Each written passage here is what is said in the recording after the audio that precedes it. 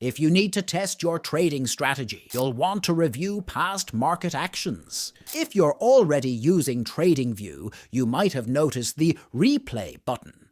But using it to test your strategy requires an upgrade to the paid version. However, I'll guide you on how to utilize bar replay for free. Firstly, head over to the video description where you'll find a link to trade with the world's largest retail broker and benefit from better-than-market conditions. You can register for free and try the demo. Once registered with this broker and you've created a trading account, you can also set up a demo account. For this video, I opened a real account, but don't worry, you don't have to deposit any funds. After creating a trading account, click on Trade and use the exness terminal, which will automatically take you to the appropriate page.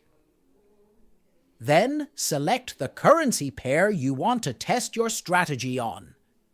Click the double left side arrow to go back in time on the graph and pick the starting point for your replay. That's it! Now, you can play and pause the graph or slide through candlesticks one at a time to analyze your strategy's performance.